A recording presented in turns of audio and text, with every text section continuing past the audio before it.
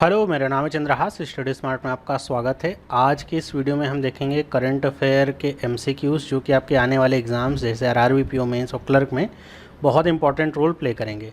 तो सारे ही एमसीक्यूज़ काफ़ी इंपॉर्टेंट हैं, काफ़ी फ़िल्टर आउट हैं। इनमें से आपको फ़िल्टर करने की ज़रूरत नहीं पड़ेगी और इस वीडियो के माध्यम से आप अपना रिवीजन भी कर पाएंगे। आपने जो क्वेश्चंस पढ़ रखे हैं उनमें किस तरह से और घुमा कर क्वेश्चंस पूछे जा सकते हैं वो भी आपको यहाँ पे देखने को मिलेगा। तो चलिए स्टार्ट करते हैं पहले सवाल से।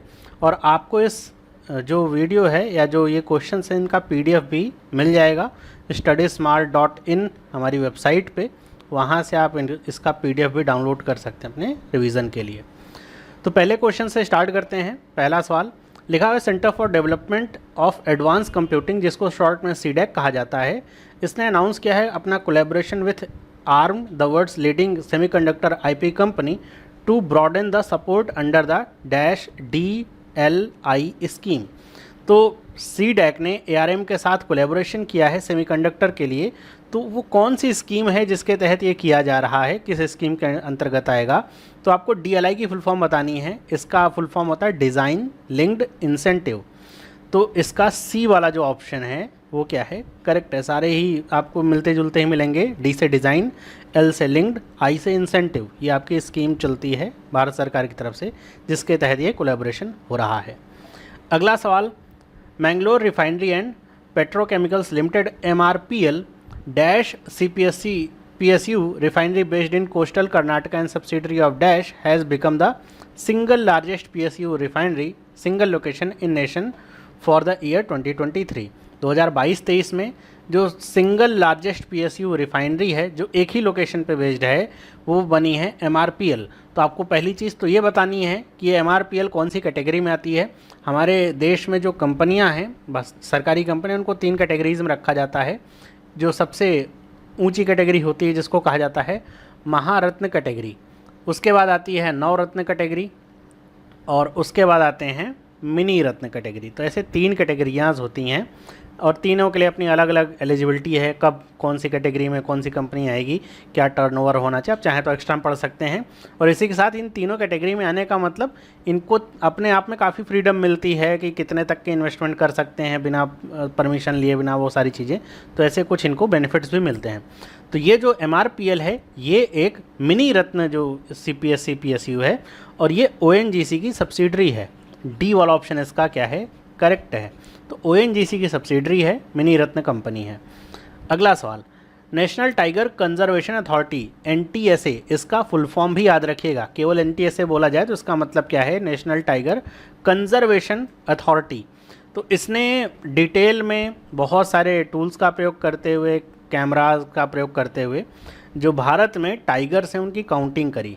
तो एग्जैक्टली तो नहीं बताया जा सकता कि कितने एग्जैक्टली टाइगर्स हैं, लेकिन उसके आधार पे ये बताया जा सकता है कि मैक्सिमम इतने टाइगर्स हमारे देश में हैं।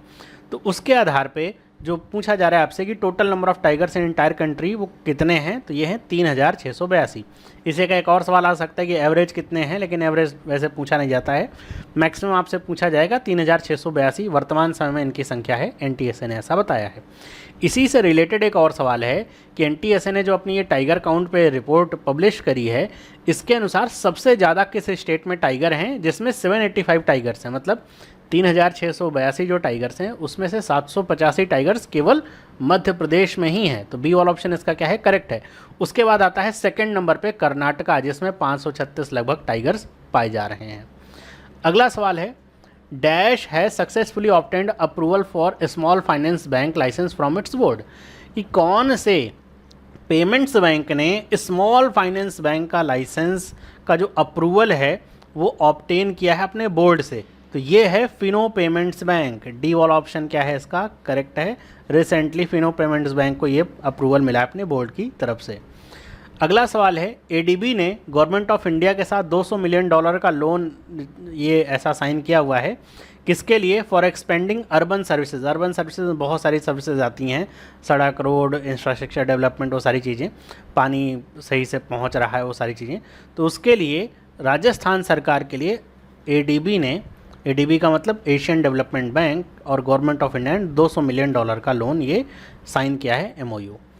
अगला बात करते हैं, लिखा हुआ dash become first member of India to join Japan's Asia transition financial study group. अब इसको अगर शॉर्ट में देखा जाए तो कहते हैं ATFSG। तो ATFSG का मतलब Asia transition finance study group. तो इसमें जो पहला जो PSU है भारत की तरफ से बनने वाला, वो कौन सा है? PFC, पावर फाइनेंस कॉरपोरेशन, इसकी फुल फॉर्म है, PFC ने ज्वाइन किया है।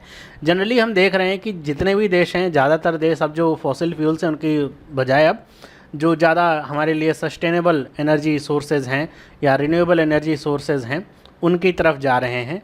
और इसलिए जो भारत जैसे देश हैं का मतलब विकासशील देश हैं, विकसित नहीं हैं, तो उनके लिए काफ़ी पैसा चाहिए होगा ताकि ये ट्रांजिशन पॉसिबल हो पाए, क्योंकि इतना बड़ा देश है, बहुत सारी एनर्जी की डिमांड होगी। तो इसलिए इस तरह का जो ग्रुप का मेंबर बनने से भारत को इस जो फाइनेंशियल जो ट्रांजिशन होगा इसमें जो पैसा लगेगा उसके लिए काफ़ी मदद मिलती है। आगे बढ़ते हैं, लिखा है dash of dash wins Belgium Grand Prix. तो F1 रेस की यहाँ पे बात हो रही है। तो बेल्जियम ग्रैंड प्रिक्स को किसने जीता? तो आपको नाम बताना है, साथ साथ वो कौन से टीम के लिए खेलते हैं ये भी बताना है। तो इसका ऑप्शन ए सही है, मैक्स वेस्टपेन ने जीता है, जो कि रेडबुल की तरफ से खेलते हैं। कई बार एक ऑप्शन सही होता है, दूसरा यहाँ पे गलत दे दिया जाता है कि मर्सिडीज़ लिख देते हैं या फिर फरारी लिख देते हैं, ऐसे लिख देते हैं। याद रखिएगा, टीम और जो जीतने वाला है दोनों चीज़ें आप याद करके ही जाइएगा। अभी तो खैर मैक्स वेस्टपेन आपके लिए थोड़ा आसान करें क्योंकि ज़्यादातर रेस यही जीत रहे हैं। लगातार ये वाली जो रेस भी इनकी थी 10वीं या 11वीं रेस थी जिन्होंने लगातार ये जीती है। आगे बात करते हैं, लिखा है dash defeated host Spain 3-0 to win the 3 nation Torneo del Centenario 2023 tournament. तो ये एक हॉकी का टूर्नामेंट है। इसमें जो होस्ट था वो कौन था? स्पेन था, मतलब स्पेन में आयोजित हुआ था। इसमें भारतीय जो वुमेन हॉकी टीम है इसने स्पेन को हरा करके इस टूर्नामेंट को जीता है। तो बी वाला ऑप्शन इसका क्या है? करेक्ट। आगे बढ़ते हैं, India dash and dash agree to initiate MOU for cooperation in agriculture. तो एग्रीकल्चर में कोऑपरेशन बढ़ाने के लिए भारत ने मोल्डोवा जो देश है उसके साथ ये जो पार्टनरशिप है MOU है ये साइन किया है। आगे बढ़ेंगे, लिखा dash has launch the chatbot in India called just ask, an artificial intelligence digital engagement platform for adolescents and young adult aim to help them about their sexual and reproductive health and rights। मतलब जो young या adolescent जो children's हैं या फिर जो adults हैं उनको जो सेक्सुअल और रिप्रोडक्टिव हेल्थ है और उनके क्या अधिकार हैं इसको लेकर के जागृत करने के लिए कई बार होता है कि वो दूसरों से नहीं पूछ पाते हैं, तो उसके लिए एक चैटबॉट लॉन्च किया गया है जिसका नाम याद रखिएगा क्या है, ये बहुत इंपॉर्टेंट है, ये भी पूछा जा सकता है। इसका नाम है जस्ट आस्क। तो ये लॉन्च किया गया है किसके द्वारा, ये बताना है, इंडिया में किसके द्वारा लॉन्च किया गया है। तो इसको लॉन्च किया गया UNFPA के द्वारा। सी वाला ऑप्शन क्या है इसका? करेक्ट है, यूनाइटेड नेशंस पॉपुलेशन फंड, ये इसका फुल फॉर्म है। तो इसके द्वारा ये लॉन्च किया गया है। आगे बढ़ते हैं, अगला सवाल है, इंग्लैंड के बॉलर हैं स्टुअर्ट ब्रॉड, इन्होंने अपना रिटायरमेंट अनाउंस किया है हाल फिलहाल में ही। तो इन्होंने कौन से फॉर्मेट से अपना रिटायरमेंट अनाउंस किया है? T20 से, टेस्ट क्रिकेट से या ODI से या फिर सभी फॉर्मेट से? तो इसका सही जवाब है डी, सभी फॉर्मेट से इन्होंने अपना अनाउंसमेंट रिटायर किया, मतलब अनाउंस किया है। आगे बढ़ते हैं, लिखा है dash release the report global tobacco pandemic epidemic 2023 protect people from tobacco smoke. तो यहाँ पे एक ग्लोबल टोबैको पैंडमिक एपिडेमिक 2023 नामक रिपोर्ट रिलीज़ करी गई जिसमें बताया गया कि टोबैको से बचने के जो माध्यम अलग अलग देशों के द्वारा अपनाए जा रहे हैं, काम कर रहे हैं। मतलब 5 में से लगभग एक तरीका तो कोई ना कोई देश अपना रहा है जिसकी वजह से कई सारे लोग जो टोबैको स्मोक है उससे बच रहे हैं। तो इस रिपोर्ट को रिलीज़ किया है WHO ने, वर्ल्ड हेल्थ ऑर्गेनाइजेशन ने। सी वाला ऑप्शन करेक्ट है। Regard dash was appointed as the chairman and managing director of engineering projects India limited. तो इंजीनियरिंग प्रोजेक्ट्स EPL इसको कहते हैं, इसके चेयरमैन और MD कौन बने हैं? तो ये बने शिवेंद्र नाथ। ए वाला ऑप्शन करेक्ट है। अगला सवाल, the Indian meteorological department launch the heat index, how many colour code it uses. तो ऐसा पहली बार हुआ है कि IMD जो है उसने हीट इंडेक्स लॉन्च किया है।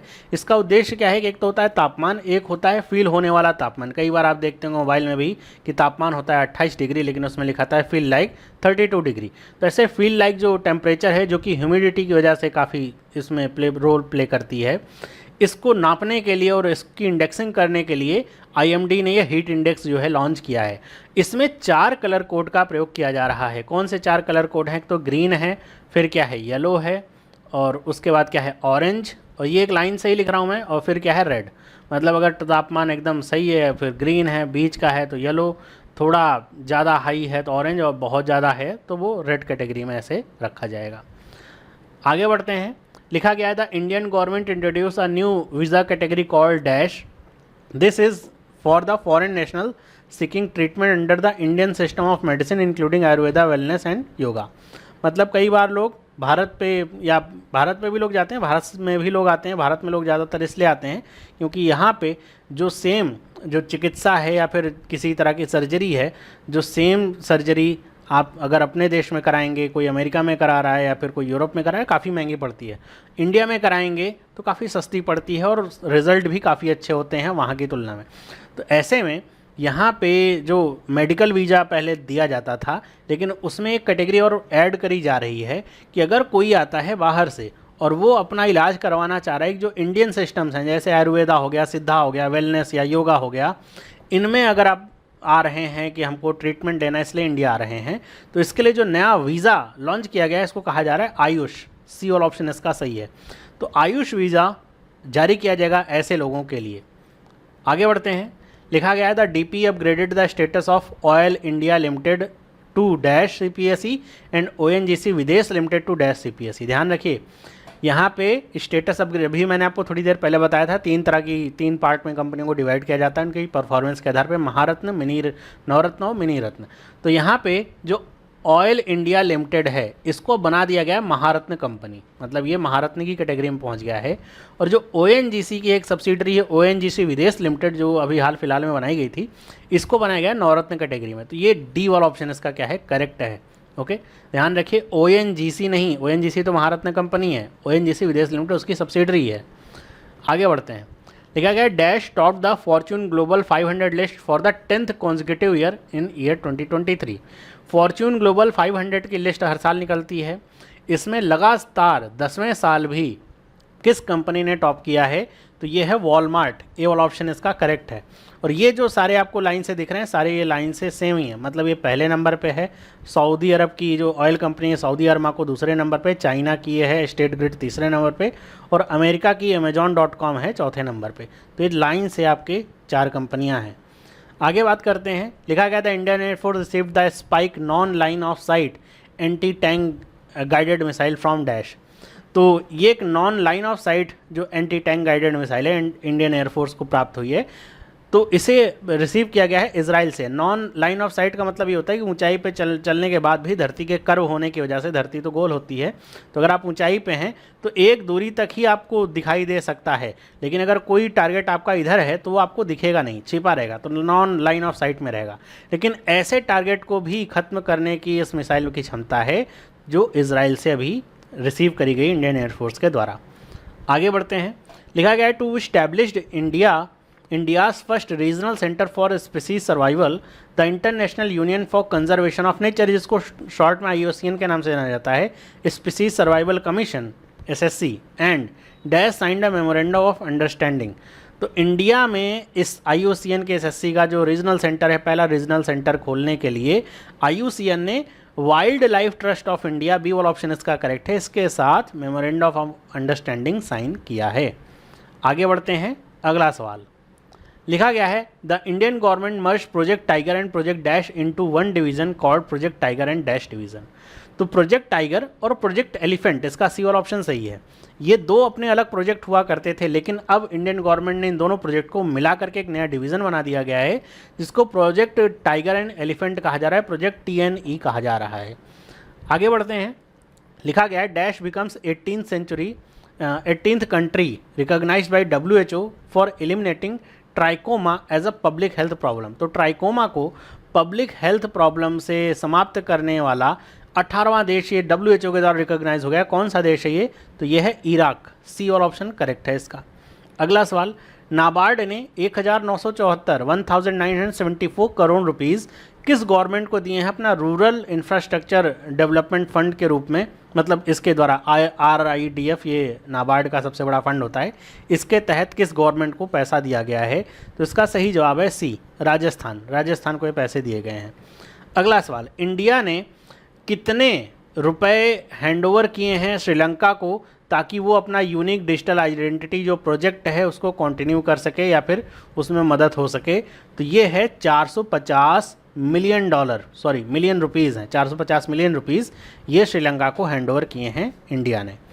आगे बढ़ते हैं, लिखा गया the ministry of health and family welfare launched e care portal to avoid delay in transporting human remains. E care stands for e- for afterlife remains. तो जनरली ऐसा होता है कि जैसे भारत के किसी नागरिक की विदेश में कहीं पे मृत्यु हो जाती है या फिर भारत के ही किसी नागरिक के भारत के किसी दूसरी जगह पे मृत्यु होती है और उसे ट्रांसपोर्ट करके एयरक्राफ्ट के द्वारा ले आना पड़ता है भारत, चाहे भारत से बाहर भारत में, चाहे भारत के अंदर ही कहीं ले जाना पड़ता है। तो अभी उसके लिए बहुत सारी तरह की फॉर्मेलिटीज़ होती हैं, उसमें काफ़ी लेट भी हो जाता है।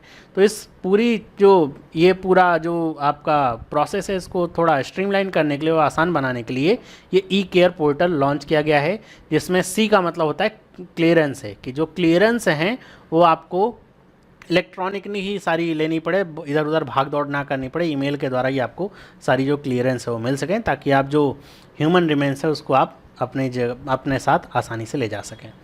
आगे बढ़ते हैं, लिखा गया है dash tourism department and UN Women have organised trainers of trainer programme as a part of women friendly tourism initiative. तो कौन से प्रदेश के टूरिज्म डिपार्टमेंट ने यूएन वुमेन के साथ मिल करके trainers of trainer programme launch किया ताकि उस प्रदेश में वुमेन फ्रेंडली टूरिज्म इनिशिएटिव को बढ़ावा? इससे रिलेटेड एक न्यूज़ आपने काफ़ी पहले भी पढ़ी होगी कि इसी राज्य ने प्रदेश में मतलब जो वुमेन फ्रेंडली हैं टूरिज्म है इसको बढ़ावा देने के लिए कई सारे कदम और भी उठाए हैं। तो ये है केरल, बी वाला ऑप्शन इसका करेक्ट है। अगला सवाल, Who was appointed as the chairman of Central Board of Indirect Taxes and Customs on August 5, 2023? तो CBDT का नया चेयरमैन किसे बनाया गया है? तो CBDT के नए चेयरमैन हैं संजय कुमार अग्रवाल, बी वाला ऑप्शन करेक्ट है। अगला सवाल, लिखा गया था Union Cabinet has approved ₹1.39 lakh crore plan to provide last mile broadband connectivity to all villages in India under Bharat Net project. बहुत इंपॉर्टेंट प्रोजेक्ट है Bharat Net project. The plan will cover how many villages? तो भारत की सरकार ने 1.39 लाख करोड़ रुपए दिए हैं भारत नेट प्रोजेक्ट के तहत ताकि भारत के सभी गांवों को ब्रॉडबैंड कनेक्टिविटी मिल सके, ताकि जो इंटरनेट की सुविधा है ब्रॉडबैंड लेवल की वो पहुंच सके। अभी गांव में बहुत सारी जगह पे इंटरनेट तो होता है लेकिन कई जगह पे सैटेलाइट के माध्यम से चल रहा होता है, वहाँ बहुत स्लो चलता है वो इंटरनेट, लेकिन भारत नेट से ब्रॉडबैंड की कनेक्टिविटी मिलेगी, इंटरनेट की स्पीड भी फास्ट हो सकेगी। तो इसमें टोटल 6.4 लाख विलेजेस हैं जो कवर होंगे इस प्रोजेक्ट के द्वारा। इसका आउटले भी याद रखिएगा कितना एलोकेशन हुआ है, 1.39 लाख करोड़ रुपीज़। आगे बढ़ते हैं, which country is ranked 18th in the merchandise export in WTO's WTSR 2023 report?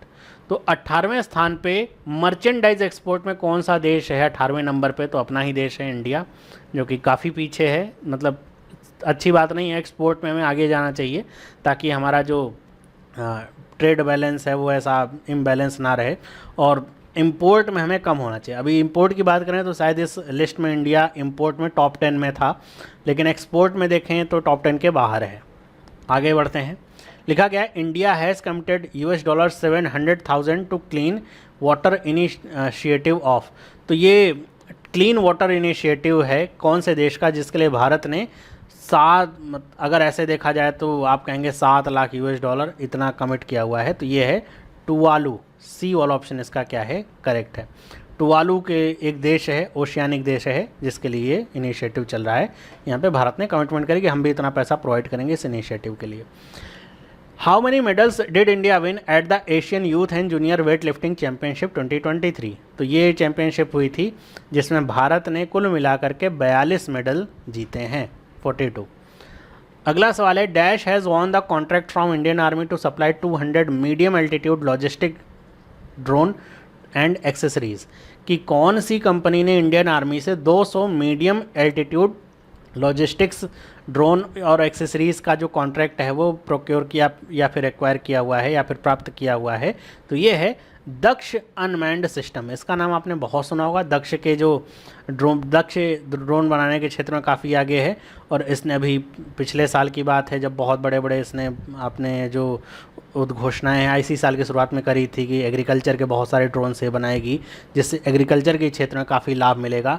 और यहाँ पर भी ये जो ड्रोन्स हैं ये लॉजिस्टिक्स वाले ड्रोन्स हैं, मतलब सामान इधर से उधर ले जाने का काम करेंगे ड्रोन की सहायता से। दूर दूर भी सामान या ऊंची पहाड़ियों पर सामान ले जाना है तो वो आसानी से हो पाएगा। आगे बढ़ते हैं। लिखा गया है dash small finance bank has launch India's first 24/7 video banking service that allows customer to interact with a banker in real time via video call. कि कौन से स्मॉल फाइनेंस बैंक ने 24/7 मतलब 24 घंटे और 7 दिन आप अगर कभी भी इस बैंक के कस्टमर हैं और आप वीडियो बैंकिंग करना चाहते हैं, तो जैसे आप बैंक की ब्रांच में जाते हैं तो वहाँ पे आप अपने सवाल जवाब या जो भी आपको करवाना होता है काम वो करवाते हैं, वैसे ही आपको एक सामने से वीडियो कॉलिंग पे एक बैंक का ही पर्सन मिलेगा, बैंकर मिलेगा, जिससे आप अपने वो सारे जो डाउट्स हैं पूछ सकते हैं, अपने काम करवा सकते हैं। तो ये है AU स्मॉल फाइनेंस बैंक। अब सोचिए उनके जो कर्मचारी हैं उनका क्या होगा, या तो 2 शिफ्ट में काम करेंगे वरना तो बहुत उनके लिए ख़राब चीज़ हो जाएगी, लेकिन कस्टमर के लिए अच्छी चीज़ है।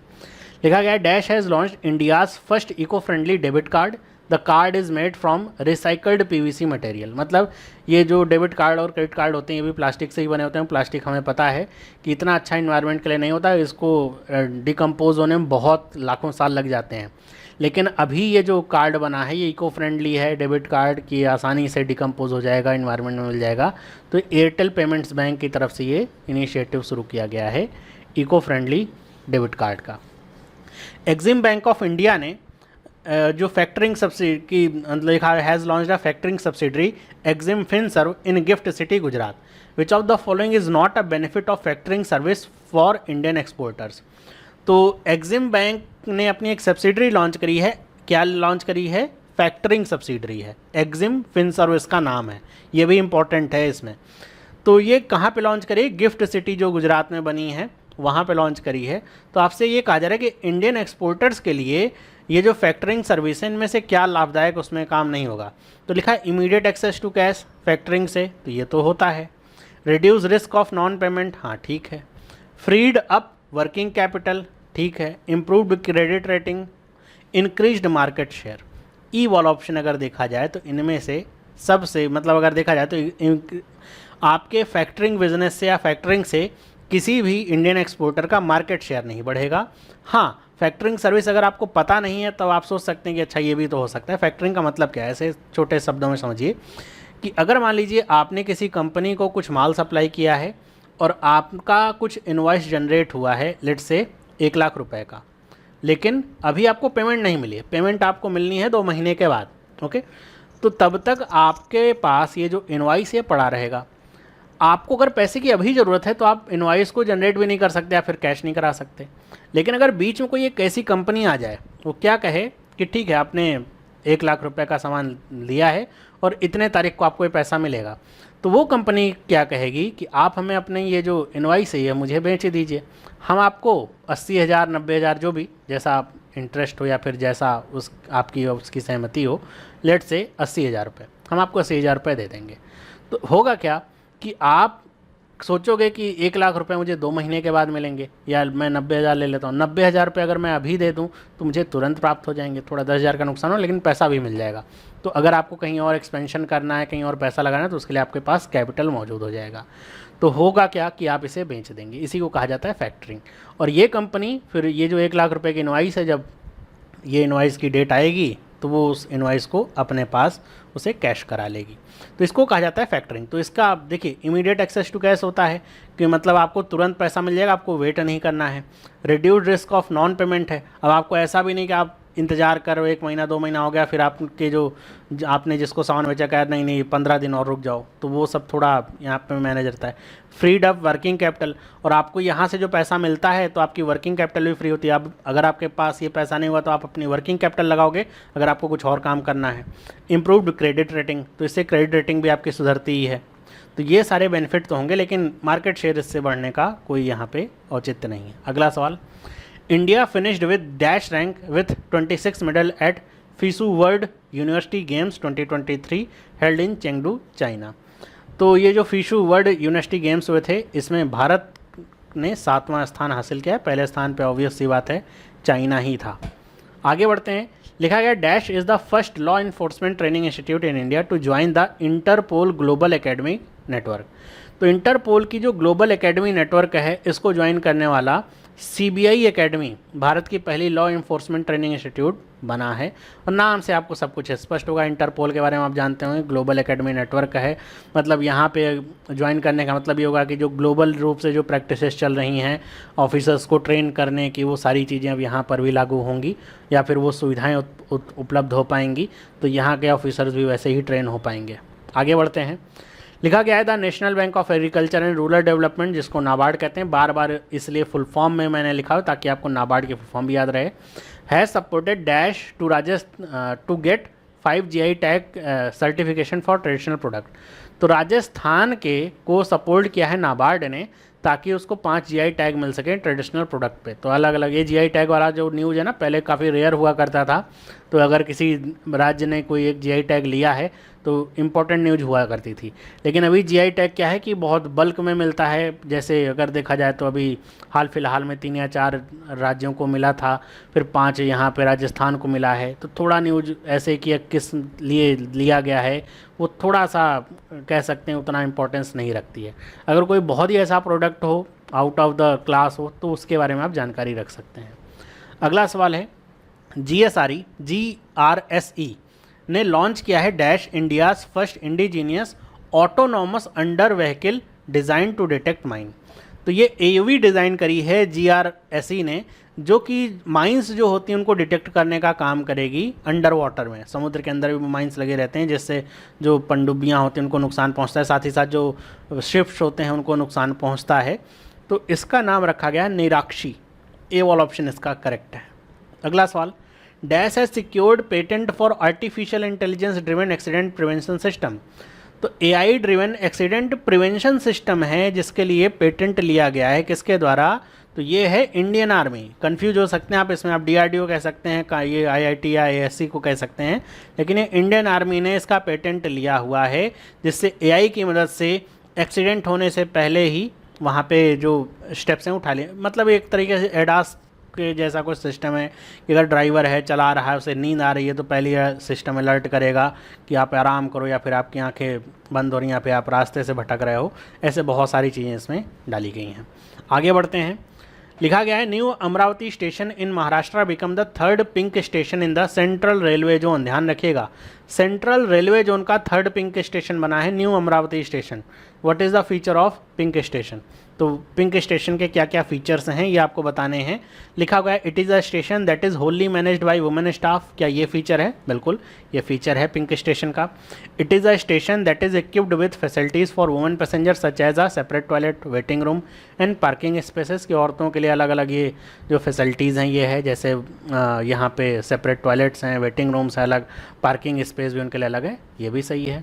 It is a station that is well lit and has CCTV camera installed for security. ये भी सही है। तो इसका डी वाला ऑप्शन सही होगा, ऑल ऑफ द अबव। आगे बढ़ते हैं। The Reserve Bank of India announce that all scheduled banks must maintain an incremental CRR या फिर cash reserve ratio of 10% from August 12, 2023। Why did the RBI decide to impose an incremental CRR?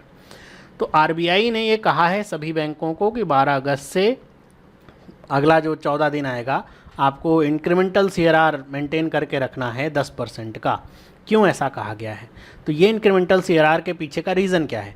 तो यहाँ पर जो reason है, exact reason मैं आपको बताऊँ, उसका रीज़न ये है कि 2000 रुपये के जो नोट की वापसी चल रही है ना इस समय, कि 2000 के नोट जमा हो रहे हैं, उसकी वजह से बैंकों में वही कि बैंक में अगर आप नोट जमा करोगे तो बैंक के पास एक्स्ट्रा पैसा आएगा, कैश आएगा। जिन लोगों ने बैंकिंग अवेयरनेस का जो कोर्स है पढ़ा है उसमें मैंने ये सारी चीज़ें अच्छे से बता रखी हैं कि एक्स्ट्रा पैसा आएगा तो बैंकों को ये ना लगे कि उनके पास पैसा ज़्यादा हो गया तो लोन ज़्यादा बांटने लग जाएं, है ना। क्योंकि वो पैसा केवल क्षण मात्र का है। किसी ने अगर 2000 रुपये जमा किए हैं अपने खाते में तो उसे तुरंत निकाल भी लेगा 500-500 रुपये के नोट के रूप में, क्योंकि वो उसके पास खर्च करने वाला पैसा रहा होगा। क्योंकि जो बैंक में होगा तो बैंक में उसने सेविंग करी रखी होगी। तो इसीलिए इंक्रीमेंटल CRR रखा जाता है। तो लिखा है to absorb excess liquidity in the banking system. पहला वाला ऑप्शन करेक्ट है। टू कंट्रोल इन्फ्लेशन, तो इसमें क्या बताना है, वाई डिड इम्पोज द, ठीक है, to control inflation, to boost economic growth, to promote financial inclusion, to protect interest of depositors. तो इसका तो जो ए वाला ऑप्शन है यही आपका क्या है, करेक्ट है। इन्फ्लेशन को कंट्रोल करने के लिए तो बहुत सारे और भी माध्यम होते हैं, इंक्रीमेंटल सीआरआर से नहीं होता है, इकोनॉमिक ग्रोथ भी इससे बूस्ट नहीं होती है, फाइनेंशियल इंक्लूजन का कोई लेना देना नहीं। एक ई वाला ऑप्शन भी हो सकता है कि इंटरेस्ट डिपॉजिटर्स का, क्योंकि अगर पैसा बैंक वाले ऐसे ही मनमाना बांट देंगे तो फिर बाद में उन्हीं को पैसे का क्रंच होगा, बाद में फिर उसका जो पैसा होगा वो जब आपने पैसा जमा किया 2000 के नोट, आप बैंक में गए निकालने के लिए, बैंक वाले का हमारे पास पैसा ही नहीं क्योंकि हमने लोन में बांट दिया है। तो ये थोड़ा हो सकता है, लेकिन सटीक तो यही कि एब्जॉर्ब एक्सेस लिक्विडिटी जो बढ़ जाएगी उसको एब्जॉर्ब करने के लिए ये हो रहा है। लिखा गया what is an incremental CRR. Incremental CRR क्या है, लिखा है the additional amount of CRR that banks have to maintain on the increase in their deposit. A वाला ऑप्शन इसका करेक्ट है कि जो डिपॉजिट में ऐसा सडन कोई इंक्रीज़ हो जाए, जैसे 2016 में नोटबंदी हुई थी तो सडन इंक्रीज़ हुआ था पैसों का, डिपॉजिट का, तो उससे ऐसा नहीं कि बैंक ने बहुत अच्छा काम किया तो लोग पैसा जमा करें, नहीं, नोट बदलवा रहे हैं लोग, तो ये सडन कुछ ऐसा इंक्रीज़ हो तो टिकेगा नहीं ज़्यादा दिन, लोग पैसा निकाल लेंगे। ऐसे अभी 2000 के नोटों के लिए भी यही सेम चीज़ चल रहा है। तो इसमें इंक्रीमेंटल सीआरआर मेंटेन करा जाए ताकि बैंक के पास जो एडिशनल पैसा डिपॉजिट आ रहा है वो रिजर्व में रहे, वो उसे लोन पे ना बांटे। तो ए वाला ऑप्शन इसका क्या है, करेक्ट है। अगला सवाल, the RBI has raise the payment limit for UPI lite to dash from ₹200। UPI lite के बारे में आपने सुना होगा, इसको लेकर के एक मैंने studysmart.in आपकी वेबसाइट पे पोस्ट भी लिखा हुआ है कि UPI वर्सेस UPI लाइट, इसमें क्या डिफरेंस है। बहुत सारे बच्चे कन्फ्यूज होते हैं कि डिफरेंस क्या है, दोनों सेम ही चीज़ें तो हैं। तो पूरा पॉइंट बाय पॉइंट डिफरेंस लिखा हुआ, आप जाके पढ़ सकते हैं, लिंक मैं दे दूंगा डिस्क्रिप्शन में। तो अभी क्या है कि UPI लाइट की पहले लिमिट थी 200 रुपये, अभी जो लिमिट है इसको बढ़ा करके कर दिया गया है 500 रुपये। RBI की अभी जो अगस्त में बाई मंथली जो मॉनेटरी पॉलिसी रिव्यू हुआ था ना, उसी में इसको चेंज किया गया है। आगे बढ़ते हैं, लिखा गया RBI allows offline payment by offline UPI payment by using NFC। What is the full form of NFC। तो RBI ने UPI पेमेंट को NFC के द्वारा यूज़ करने के लिए भी परमिशन दे दी है। NFC का मतलब क्या होता है, ये होता है नियर फील्ड कम्युनिकेशन। सी वाला ऑप्शन सही है। जैसे आप देखते होंगे कि आप NFC के टैग्स मिलते हैं कि आपने अगर कहीं पे टैप किया तो जो भी कोडेड रहता है फॉर्मेट वो आपके फ़ोन में आ जाता है। जैसे कॉन्टैक्ट है, टैप किया तो कॉन्टैक्ट से हो जाएगा, या फिर कोई भी प्रोग्राम आपने फंक्शन कर दिया इसमें कि भाई अगर मैं NFC पे इस पे टैग पे क्लिक करूँगा तो यूट्यूब खुल जाए, तो वो सब ऐसा ही होगा। तो उसी के तहत UPI पेमेंट भी अब NFC का प्रयोग करेगा पेमेंट करने के लिए। सेबी ने जो IPO लिस्टिंग की टाइमलाइन है इसको 3 दिन कर दिया है पहले के 6 दिन की तुलना में। मतलब पहले 6 दिन हुआ करता था, अब 3 दिन। तो ये भी एक सवाल बन सकता है।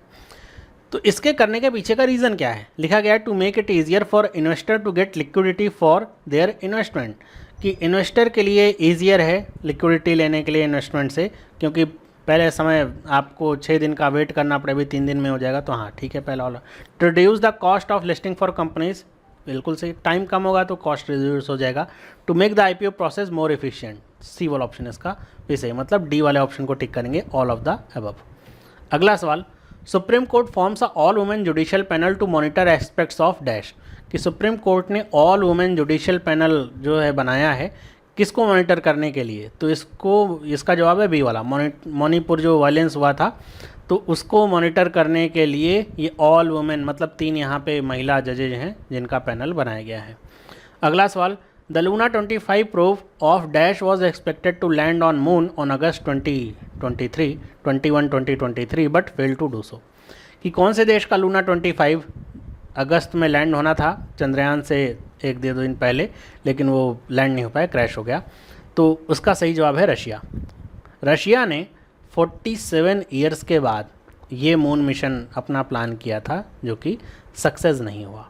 आगे बात करते हैं, the defence ministry is replacing Microsoft Windows with dash, कि डिफेंस मिनिस्ट्री में जो भी कंप्यूटर यूज़ होते हैं उसमें अभी तक तो माइक्रोसॉफ्ट विंडोज़ का ही प्रयोग होता था, अब इसको रिप्लेस किया जा रहा है किसके द्वारा, Mac OS, Ubuntu OS, Maya OS, Linux OS, none of this. तो इसका सही जवाब है माया OS। नाम है OS का माया OS, जिसको बनाया है डिफेंस मिनिस्ट्री ने ही, डिफेंस मिनिस्ट्री के द्वारा डेवलप, मतलब ये इंडिजीनियस हमारा ऑपरेटिंग सिस्टम ये होगा, क्योंकि इस अब कुछ समय पहले हुआ क्या था कि जब हमारा ऑपरेटिंग सिस्टम माइक्रोसॉफ्ट विंडोज़ है तो बहुत सारी वल्नरेबिलिटीज़ होती हैं, हैकिंग का प्रयास किया गया, बहुत सारे ऐसे चीज़ें हुई। तो माया ओएस को डिज़ाइन किया गया है केवल डिफेंस मिनिस्ट्री के लिए ही, ताकि उनके जो काम हैं वो काफ़ी ज़्यादा सोफिस्टिकेटेड होते हैं और बहुत ही ज़्यादा सीक्रेटिव होते हैं, तो वो सारी जो जानकारियां हैं सिस्टम को हैक ना किया जा सके। और इसके लिए एक सॉफ्टवेयर का भी यहाँ पे डेवलपमेंट किया गया है जिसका नाम है चक्रव्यूह। तो ये सॉफ्टवेयर भी जो इस तरह के वनरेबिलिटीज़ होते हैं, हैकिंग, मॉलवेयर, इन सब से बचाने का काम करेगा। डिफेंस मिनिस्ट्री ने इसको बनाने के लिए जो भारत के अलग अलग जो इंस्टीट्यूट्स हैं जैसे CDAC हो गया, NIC हो गया, DRDO हो गया, इन सब की हेल्प ली है। और ये जो ऑपरेटिंग सिस्टम है माया, ये बेस्ड है उबंटू OS के ऊपर। उबंटू एक लाइनक्स का ही ओपन सोर्स आपका सॉफ्टवेयर है, तो उसी के ऊपर ये बेस्ड आपका बनाया गया है ऑपरेटिंग सिस्टम। आगे बात करते हैं। The bilateral naval exercise Zayed Talwar aims to enhance the interoperability and synergy between Indian navy and dash.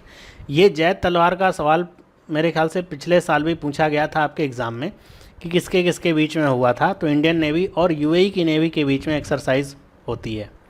अगला सवाल है, चक्र innovation a Gurugram based startup that specialises in the pollution reduction solution secured 18 crore in funding from the Exim Bank's USP।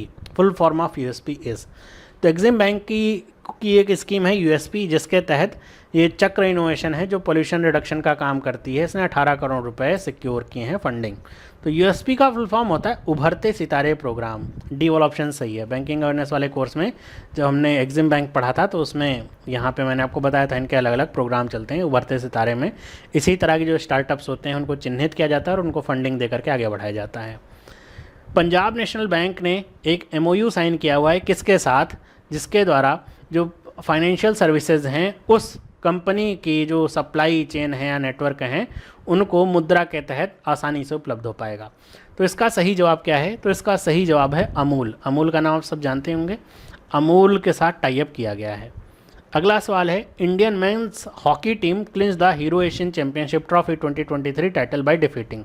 तो पहली चीज़, Hero Asian championship trophy Indian men's hockey team ने जीती है। किसको हराया है, मलेशिया को हराया है। डी वाला जवाब सही है। अगला सवाल, dash unveils new logo the Vista and livery in rebranding push. मतलब किसने अपना नया लोगो और पोशाक जो है जारी किया है, तो ये है एयर इंडिया। एयर इंडिया आपको पता होगा कि बेच दी गई, अब इसको ख़रीदा गया है, तो अब इसकी नए सिरे से रीब्रांडिंग हो रही है, उसी के तहत ये नया लोगो और पोशाक जारी किए गए हैं।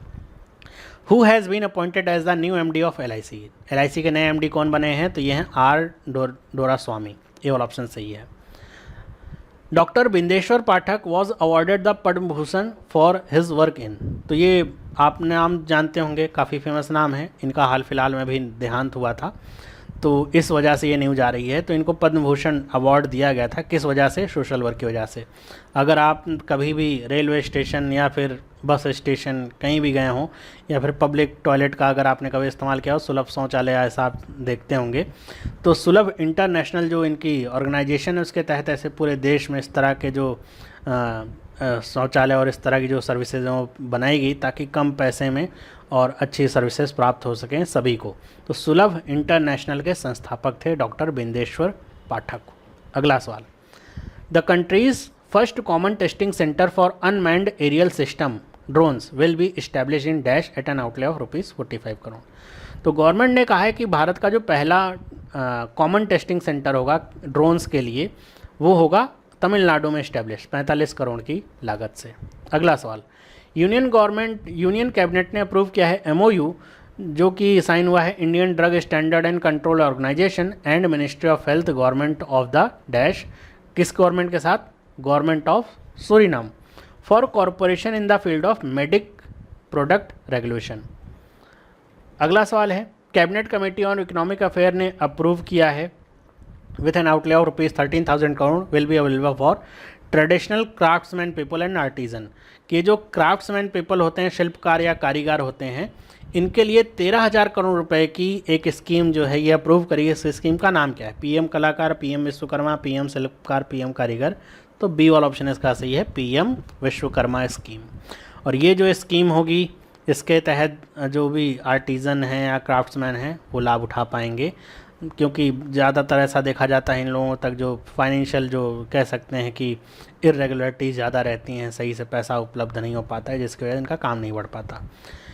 लिखा गया था Asian development bank has approved a $14.5 million loan for integrated early childhood development and maternal mental health in dash, कि एडीबी ने अर्ली चाइल्डहुड डेवलपमेंट और मैटरनल मेंटल हेल्थ के लिए $40.5 मिलियन का लोन दिया हुआ है, किसको? मेघालय को। सी वाला ऑप्शन इसका करेक्ट है। First Indian state in India to launch free IVF treatment at a government facility, कि किसी भी गवर्नमेंट फैसिलिटी में फ्री आईवीएफ ट्रीटमेंट लॉन्च करने वाला गोवा बना है भारत का पहला स्टेट। डी वाला ऑप्शन इसका क्या है? करेक्ट। अगला सवाल है, इंडिया ने किसके साथ साइन किया है एमओयू, किसके लिए? इंडिया स्टैक की शेयरिंग के लिए, collection of open APIs and digital public goods, कि जो मतलब जो हमारे पास ओपन एपीआईज हैं बहुत सारे तरह की भारत सरकार के पास, उनकी शेयरिंग होगी। तो ये है ट्रिनिडाड एंड टोबैको। बी वाला ऑप्शन इसका क्या है? सही है। What is the purpose of flood watch app? Flood watch app launch करी गई हाल फिलहाल में, इसका पर्पज़ क्या है? To provide real time flood forecast to the public. A वाला ऑप्शन इसका करेक्ट है, कि पब्लिक को जो रियल टाइम फ्लड फॉरकास्ट है वो प्रोवाइड हो पाएगी, मतलब फ्लड अगर कहीं पे आनी है तो उसकी जानकारी पहले ही फ्लड वॉच ऐप के माध्यम से आपको पता चल जाएगी कहाँ पे फ्लड आ सकती है।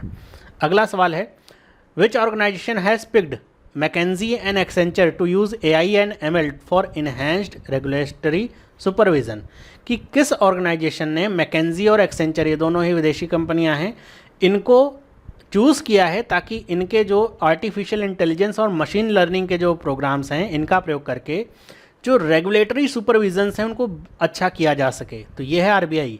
इसको लेकर के साल की शुरुआत में एक न्यूज़ आई थी, RBI ने जब ये कहा था कि वो 3-4 कंपनियां ऐसे जिनको सेलेक्ट किया था, शॉर्टलिस्ट किया था पायलट प्रोजेक्ट के तौर पे, कि ताकि उनका यूज कर उनकी जो सर्विसेज यूज करके देखा जाए, और उसमें से अब 2 कंपनियों को चुना गया है। अब इसके द्वारा होगा क्या कि बहुत सारे तरह के जो रेगुलेटरी सुपरविजन्स होते हैं, AI और ML जो होती हैं इनकी टेक्नोलॉजीज़ हैं, इनके हेल्प से और अच्छा रेगुलेशन हो पाएगा।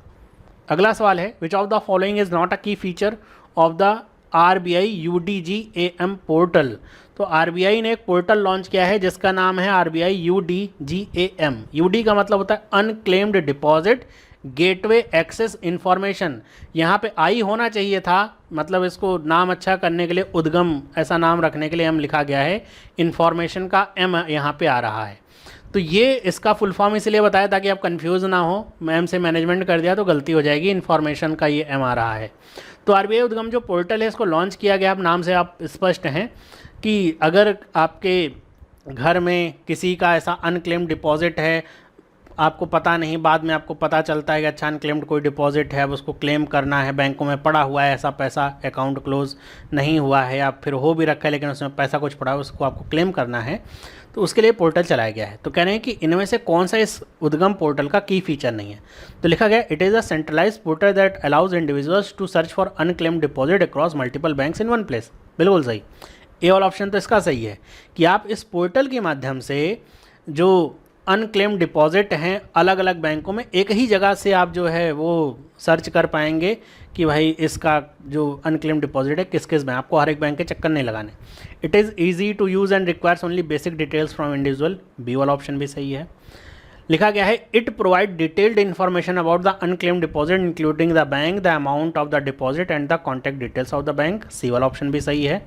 It allows individuals to claim their unclaim deposit directly through the portal. D वाला ऑप्शन गलत है, और अगर देखा जाए तो यही आपका क्या होगा, सही जवाब होगा, क्योंकि आपको बताना कौन सा की फीचर नहीं है। ये केवल आपको इन्फॉर्मेशन प्रोवाइड करता है कि ये जो पैसा है इस किसी व्यक्ति का इस बैंक अकाउंट में इतना इतना पैसा है, इसकी ये डिटेल्स हैं, ये ब्रांच है, ऐसे आप संपर्क कर सकते हो, वो सारी चीज़ें देगा। लेकिन आप वहाँ से कोई बटन दबा के अपने अकाउंट में पैसा मंगा नहीं पाओगे, आपको फिर बैंक को ही संपर्क करना पड़ेगा और फिर वहाँ से वो सारे प्रोसेस आपको लेकर के फिर पैसे प्राप्त हो पाएंगे। अगला सवाल है, dash has emerge as a top performer among public sector lenders in loan and deposit growth in percentage term during Q1 financial year 2024। तो ये जो अभी Q1 आया है फाइनेंशियल ईयर 2023-24 का, इसमें कौन सा बैंक है जो टॉप परफॉर्मर निकला है, किसमें, लोन और डिपॉजिट ग्रोथ में? तो ये है बैंक ऑफ महाराष्ट्र। बी वाला ऑप्शन सही। ध्यान रखिएगा, इस तरह की न्यूज़ होती हैं, बच्चे भ्रमित भी होते हैं। टॉप परफॉर्मर होने का मतलब ये है कि मान लीजिए किसी ने 10 लाख करोड़ रुपए किसी का डिपॉजिट था और उस क्वार्टर में उसका डिपॉजिट होकर जाता है कितना, 15 लाख करोड़ रुपए, है ना। तो ये कहेंगे कि अच्छा ठीक है, ये तो जो डिपॉजिट है 15 लाख करोड़ रुपए बढ़ गया। तो हम कहेंगे कितना बढ़ा है, तो हम कहेंगे अच्छा 50% की ग्रोथ हो गई, ठीक है। ये इस टर्म में बैंक ऑफ महाराष्ट्र फर्स्ट है, वॉल्यूम के टर्म में नहीं। वॉल्यूम का मतलब क्या होता है, वॉल्यूम के टर्म में देखा जाए तो एसबीआई सबसे टॉप पे ही रहता है। कि वहाँ पे अगर ऐसा सोचिए कि उनका ग्रोथ है, मतलब उनके पास डिपॉजिट है लगभग 1000 लाख करोड़ रुपए का, मान लीजिए ऐसा, मान लीजिए 100 लाख करोड़ रुपए का है, और उनका जो डिपॉजिट होता है वो बढ़ता है कितने से, लेट से 110 लाख करोड़ रुपए हो जाता है, या फिर 115 लाख करोड़ रुपए हो जाए। तो इनका बढ़ा तो है 10 लाख करोड़ रुपए, इसका तो 5 ही बढ़ा है। वॉल्यूम में तो ये ज़्यादा है, लेकिन परसेंटेज में देखा जाए तो कहेंगे 10% बढ़ा है, ऐसा कहेंगे। तो ऐसे में ये ध्यान रखिएगा कि ये परसेंटेज के टर्म में बढ़ोतरी है, वॉल्यूम के टर्म में नहीं बढ़ोतरी है। आगे बढ़ते हैं। Union Minister Ashwini Vaishnaw inaugurated India's first 3D printed post office building in dash, कि भारत की पहली 3D printed post office building कहाँ पे इनॉग्रेट करी गई है, तो इसका सही जवाब है बेंगलुरु में, डी वाला ऑप्शन इसका करेक्ट है। अगला सवाल, the National Tiger Conservation Authority NTSA approved the Dholpur Karauli tiger reserve in dash as India's 54th tiger reserve. India का 54वां टाइगर रिजर्व होगा ये धौलापुर करौली टाइगर रिजर्व। इसका जवाब क्या सही है, ए वाला, राजस्थान में जो कि होगा। अगला क्वेश्चन है, union minister for road transport and highways Nitin Gadkari on August 2023 launched Bharat NCAP, which of the following is not a goal of Bharat NCAP, कि मतलब नितिन गडकरी ने भारत एनकैप को लॉन्च किया। तो आपको बताना है भारत एनकैप का इनमें से गोल क्या नहीं होगा। तो आपने एक नाम सुन रखा होगा जिसका नाम है ग्लोबल एनकैप, जी एनकैप, ऐसे इस नाम से हम जानते हैं। हमें ये भी पता होता है कि इसमें होता क्या है। इसमें होता क्या है कि जितनी भी 4 व्हीलर कार्स होती हैं उनकी टेस्टिंग होती है, उनको भिड़ा करके देखा जाता है, पलटा करके देखा जाता है, फिर ये देखा जाता है कि उसमें इसकी जो एक्सीडेंट हो रहे हैं इसका इम्पैक्ट उसमें बैठे लोगों पे, ड्राइवर के साथ क्या पड़ता है। तो ऐसे में सेफ्टी रेटिंग दी जाती है कि कौन सी कार को क्या रेटिंग मिली है। किसी को 5 मिलती है, किसी को 1 मिलती है, किसी को 0 मिलती है, ऐसे रेटिंग मिलती है पैसेंजर जो अंदर बैठा है उसकी सेफ्टी के अनुसार। तो इसी तरह का जो सिस्टम है वो भारत में लॉन्च किया गया है, भारत एनकैप इसका नाम है, जिसमें सेम काम होगा, लेकिन अब ये भारत में ही होगा। तो लिखा गया है इसका प्रयोग, इनमें से गोल क्या होगा इसका, to improve road safety standard in India, बिल्कुल सही। आपने देखा होगा कि जैसे जैसे अब एनकैप, भारत एनकैप आएगा तो इसमें जब टेस्टिंग होगी व्हीकल्स की, उनको अलग अलग स्टार मिलेंगे, तो लोग भी उतनी ही जागरूकता से गाड़ियों को खरीदेंगे। एक्सीडेंट होगा, उनकी जान जाएगी कि नहीं जाएगी, उससे पता चल पाएगा रेटिंग से। लिखा गया है to provide consumer with information about safety performance of the vehicle, B वाला ऑप्शन भी सही है। हमको बताना है कौन सा गोल नहीं है। To make it mandatory for all car manufacturers to participate in Bharat NCAP testing, to reduce road accident death by 50% by 2023, D वाला ऑप्शन भी सही है इसका goal. Make India global leader in road safety, E वाला option भी सही है। सी वाला ऑप्शन अगर देखा जाए इसमें गलत है, ये मैंडेटरी नहीं होता है। कोई भी जो ग्लोबल एनकैप हो या फिर जैसे भारत एनकैप है, ये मैंडेटरी नहीं है कि हर एक कार मैन्युफैक्चरर को अपने मॉडल्स को टेस्ट कराना है, ऐसा सरकार ने नियम लागू किया नहीं। यहाँ ये वॉलंटरी होता है। यहाँ पे कार मैन्युफैक्चरर खुद अपनी कार होती हैं, मॉडल्स होते हैं, या फिर जो एनकैप एजेंसीज़ होती हैं उनके पास जाते हैं, वो उनको कहते हैं कि हमारी कार की रेटिंग करिए। इससे उन्हीं का फ़ायदा होता है कि मतलब अगर जो अच्छा काम कर रहे हैं, जो अच्छी गाड़ियाँ बना रहे हैं, तो उनका फ़ायदा होता है कि रेटिंग मिलती है, तो उससे क्या होता है उनकी सेल भी आगे बढ़ती है। तो ये वॉलंटरी प्रोसेस है, मैंडेटरी नहीं है। अगला सवाल, the ministry of Electronics and Information Technology announce the appointment of eminent economist Neelkanth Mishra as a part time chairperson of. तो ये प्रसिद्ध इकोनॉमिस्ट हैं नीलकंठ मिश्रा, इनको पार्ट टाइम चेयरपर्सन बनाया गया है UIDAI का, सी वाला ऑप्शन इसका क्या है, करेक्ट है। अगला सवाल, dash has become the first private life insurance company in India to offer 24/7 customer service. तो भारत की कौन सी पहली प्राइवेट लाइफ इंश्योरेंस कंपनी है जो 24/7 कस्टमर सर्विस देने वाली है? तो ये बनी है SBI लाइफ इंश्योरेंस, बी और ऑप्शन करेक्ट है। अगला सवाल, CBDT has ordained that section 10 और 10 of income tax act will not apply to policies with a premium above. कि पहले होता क्या था कि जब आप इनकम टैक्स भरते थे तो ये जो सेक्शन 10 होता है, इसमें आप जो पॉलिसी प्रीमियम भरते थे उससे जो मैच्योरिटी मिलती थी, तो वो आपकी टैक्स फ्री हो जाती थी और उसका आपको रिबेट मिलता था। तो इसको अब यहाँ पे थोड़ा सा मॉडिफाई किया गया है कि अब ये बताया गया है कि पॉलिसीज़ जिनका प्रीमियम 5 लाख रुपए से ज़्यादा है वो अब इसके तहत क्लेम नहीं कर सकते। तो ए वाला ऑप्शन इसका करेक्ट है।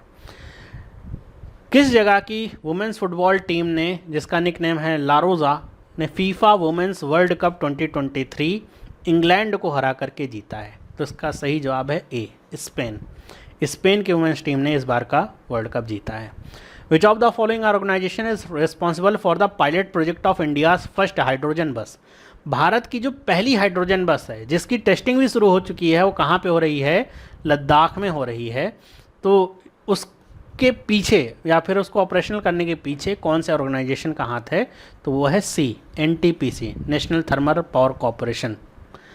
अगला सवाल है, dash become the first public sector bank to offer online locker agreement through the digital document execution platform of National e Governance Services Limited? कि कौन सा पहला पब्लिक सेक्टर का बैंक बना है जो कि जो लॉकर दिए जाते हैं बैंक के, तो उनका जो एग्रीमेंट होता है वो ऑनलाइन देगा कस्टमर को बैंक में जा करके साइन नहीं करना है, ऑनलाइन मिलेगा। और इसके लिए डिजिटल डॉक्यूमेंट एग्जीक्यूशन जो कि national e Governance Services limited का पोर्टल है उसका प्रयोग किया जाएगा। तो ये बैंक बना है इंडियन बैंक। बी वाला ऑप्शन सही, ज़्यादातर लोग SBI समझेंगे, इंडियन बैंक है। अगला सवाल, the Reserve Bank of India on August 17 approved the appointment of PR Seshadri as MD and CEO of?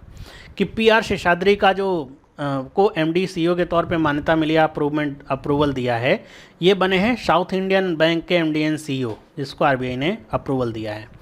कौन सी सिटी स्वच्छ वायु सर्वेक्षण 2023 के सर्वे में टॉप पे रही है? तो इसका सही जवाब है इंदौर। और ये जवाब लाइन से हैं, पहले नंबर पे इंदौर है, दूसरे नंबर पे आश्चर्यजनक रूप से आगरा, फिर तीसरे नंबर पे थाने, और फिर कौन सा है? श्रीनगर। तो ये 4 सिटी हैं जो वायु सर्वेक्षण में, स्वच्छ वायु सर्वेक्षण में टॉप 4 की सिटीज़ हैं भारत की। India's Chandrayaan 3 mission successfully soft landed on the moon's south pole on August 23, making it the first country to do so. Which of the following is not one of the scientific objective of the Chandrayaan 3 mission? Chandrayaan 3 mission आप सबको पता होगा कि ये soft landing किया है moon के south pole पे, और ऐसा करने वाला भारत पूरे विश्व में पहला देश भी बना है। और इसका चंद्रयान 3 का जो ऑब्जेक्टिव है, साइंटिफिक ऑब्जेक्टिव, इनमें से क्या नहीं है? तो पहला है to study the composition and structure of lunar surface in the south pole region, ये तो है। To search for water ice in the lunar polar region, ये भी है कि भाई वहाँ पे देखेगा कि वाटर है आइस के फॉर्म में कि नहीं। To study history of moon's evolution, हाँ ये भी होगा। To develop technologies for future lunar mission, possible है। To establish a permanent human presence on the moon, तो ई वाला ऑप्शन इसमें सबसे बेकार है, ये तो वो नहीं हो सकता। ये तो हो भी सकता है, ई वाला तो नहीं हो सकता, ये इसका कोई ह्यूमन प्रेजेंस से कोई लेना देना नहीं है, केवल ये रिसर्च के उद्देश्य गया है।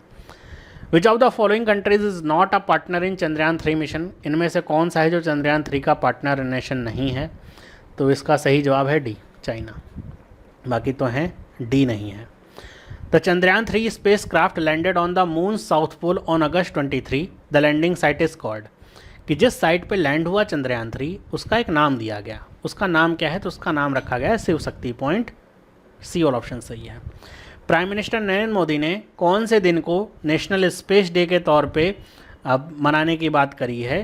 क्योंकि उसी दिन चंद्रयान 3 ने चंद्रमा के साउथ पोल पे सॉफ्ट लैंडिंग करी थी। तो इसका सही जवाब है अगस्त 23, जिस दिन लैंडिंग हुई थी। अब वो दिन नेशनल स्पेस डे के तौर पे मनाया जाएगा। कौन से देश ने अपने लेटेस्ट डोमेस्टिकली बिल्ड ड्रोन मोहाजर 10 को अनवील किया है? तो ये एक अटैक ड्रोन है। तो ये देश है कौन सा? तो ये देश है ईरान। बी वाला ऑप्शन इसका करेक्ट है। Dash took charge as a chairperson of national green tribunal, NGT के जो नए चेयरपर्सन हैं वो कौन बने हैं? तो ये बने हैं जस्टिस प्रकाश श्रीवास्तव। अगला सवाल है, former Indian cricketer dash was recognised as a election commission of India's national icon for the voter awareness and education? कि वोटर अवेयरनेस और एजुकेशन के लिए इलेक्शन कमीशन ने नेशनल आइकन के तौर पे किसे चुना है? तो ये है कौन? सचिन तेंदुलकर। तो फॉर्मर इंडियन क्रिकेटर हैं। लिखा गया dash frontier market and Mastercard centre for exclusive growth has announce the launch of she leads Bharat Udyam initiative, तो ये एक तरह का इनिशिएटिव है, she leads Bharat Udyam initiative. इसको किसने, मतलब यहाँ पे कौन कौन पार्टनर है इसमें, तो फ्रंटियर मार्केट्स है, मास्टर कार्ड है, उसके साथ साथ एयरटेल पेमेंट्स बैंक है। On the occasion of 40th foundation day of dash Trinetra enterprise security operation centre was inaugurated. It aimed at providing end-to-end security solution to the organisations for detection, analysis and mitigation of cyber security threats. तो organisations के लिए detection, analysis और ख़त्म करने के लिए cyber security threats के लिए ये Trinetra enterprises security operation centre start किया गया है। कौन सा वो ऑर्गेनाइजेशन है जिसके 40वें फाउंडेशन डे पे इसको इनेगुरेट किया गया, तो ये है सही जवाब सी डॉट, बी और ऑप्शन इसका करेक्ट है। Which of the following chess player did Magnus Carlsen beat in the finals of 2023 chess world cup. तो ये तो सबको पता होगा, भारत के आर प्रगनंदा, इनको बीट किया है मैग्नस कार्लसन ने 2023 के चेस वर्ल्ड कप में। According to the state of India's bird reports, what percentage of bird species have declined over the last 60 year. की एक अभी ये रिपोर्ट लाई गई, इंडियाज बर्ड्स रिपोर्ट, इसमें बताया गया कि पिछले 30 सालों में भारत की लगभग 60% जो बर्ड स्पीसीज़ हैं उनमें डिक्लाइन देखा गया है। और इसी से रिलेटेड एक क्वेश्चन है कि सबसे ज़्यादा डिक्लाइन किस में देखा गया है, तो वो है वल्चर्स, गिद्ध जिसको कहते हैं, ये वाला ऑप्शन। अगला सवाल, which company has roped in tennis icon Rafael Nadal as a brand ambassador. कौन सी टेक कंपनी ने राफेल नडाल को अपना ब्रांड एम्बेसडर बनाया है, तो ये है ए वाला ऑप्शन, इन्फोसिस। अगला सवाल, which film won the best feature film in 69th National Film Award. कि best feature film 69th National Award में का किताब किसे मिला, तो इसको मिला है रॉकेटरी द नंबी इफेक्ट को। किसने बेस्ट डायरेक्शन का अवार्ड जीता है, तो ये जीता है निखिल महाजन ने, इनकी फिल्म थी गोदावरी, गोदावरी फिल्म के लिए इनको बेस्ट डायरेक्टर का अवार्ड दिया गया है। अगला सवाल है, बेस्ट एक्टर किसको मिला है, तो ये मिला है अल्लू अर्जुन को उनकी फिल्म पुष्पा के लिए। अगला सवाल, Malabar naval exercise featuring navies of India, Australia, Japan and the US took place on the east coast of dash. कि जो मालाबार एक्सरसाइज है, आप सबको पता होगा, इंडिया, ऑस्ट्रेलिया और जापान के बीच में होती है, और यूएस, चार यहाँ पे जिसको क्वाड कहा जाता है, तो ये चारों मिलकर के एक्सरसाइज करते हैं जिससे चाइना बहुत खींच खाता है। तो ये अभी हुई है ईस्ट कोस्ट ऑफ ऑस्ट्रेलिया में, सी वाला ऑप्शन इसका करेक्ट है। एडीबी ने 3.32 करोड़ रुपीज़ अप्रूव किए हैं develop test implement passenger safety project in, तो ये हैदराबाद इसका सही जवाब है। अगला सवाल है, dash has been appointed by the Reserve Bank of India as an authorised pension disbursement bank on behalf of the Central Pension Accounting Office for the civil pensioner. कि किस बैंक को ऑथराइज किया गया है कि अब वो सिविल पेंशनर्स के लिए पेंशन डिस्बर्समेंट का काम कर सकेगा, तो ये है डी वाला ऑप्शन, बंधन बैंक।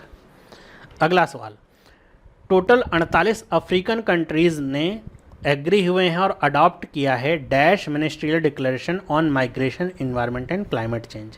तो माइग्रेशन, इन्वायरमेंट और क्लाइमेट चेंज पे कंपाला मिनिस्ट्रियल डिक्लेरेशन को साइन किया गया। पहले इस डिक्लेरेशन को 10 या 15 देशों ने साइन किया था, लेकिन अब इसमें 48 अफ्रीकन कंट्रीज़ आ चुकी हैं। अगला सवाल, गवर्नमेंट ने डिसाइड किया है कि जो प्रोडक्ट लिंक इंसेंटिव है, जिसको पीएलआई स्कीम कहते हैं, कि डीएलआई स्कीम मैंने शुरुआत में आपको बताई थी, पीएलआई स्कीम है जो कि ऑटोमोबाइल सेक्टर के लिए है। तो ऑटोमोबाइल सेक्टर के लिए जो है और ऑटो कंपोनेंट सेक्टर के लिए, इसको एक्सटेंड करने के लिए कब तक के लिए, तो इसका सही जवाब है 2027-28 तक के लिए ये एक्सटेंड करी जाएगी। अगला सवाल है, मिनिस्ट्री ऑफ टेक्सटाइल ने अप्रूव किया है ग्रांट कितने रुपए तक के स्टार्टअप्स के लिए, जो ताकि जो टेक्सटाइल्स में जो टेक्निकल्स या फिर टेक्निक्स इनको प्रमोट किया जा सके। The grant will be available for dash month, तो इसका सही जवाब है बी वाला, 50 लाख रुपए की ग्रांट है और 18 महीने तक ये उपलब्ध रहेगी। अगला सवाल, इंडिया ने किस देश के साथ साइन अप किया है एक एमओयू सिविल एविएशन में कोऑपरेशन बढ़ाने के लिए, तो इसका सही जवाब है न्यूजीलैंड, सी वाला option. Which driver won the 2023 formula 1 Dutch grand Prix, तो आपको जवाब तो पता ही होगा, मैक्स वेस्टपेन, ए वाला ऑप्शन करेक्ट है।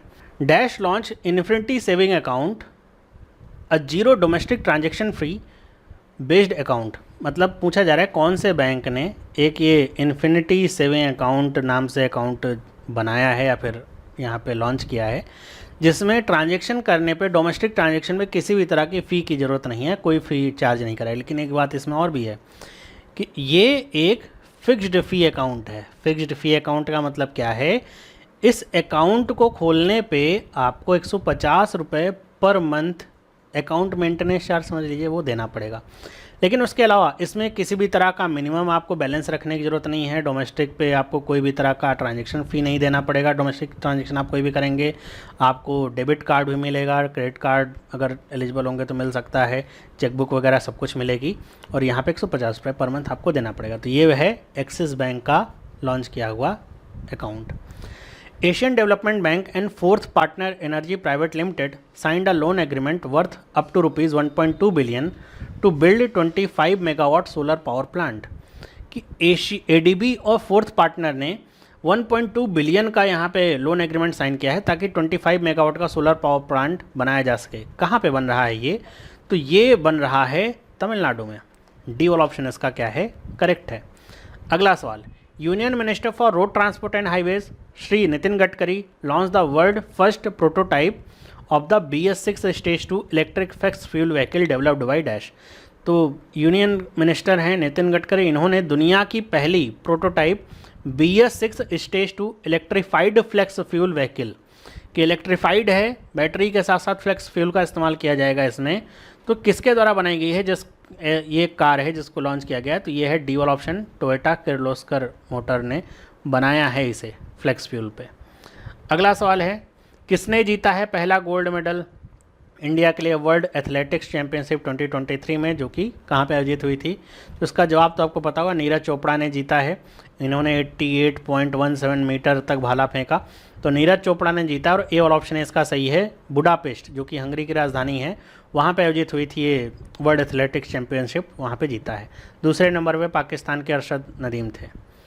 इंडियन एयरफोर्स ने एक्सरसाइज ब्राइट स्टार 2023 में पार्टिसिपेट किया है, पहली बार किया है इस एक्सरसाइज में पार्टिसिपेट, जो कि हर 2 साल पे होती है। एक मल्टीलेटरल ट्राई सर्विसेज की एक्सरसाइज है।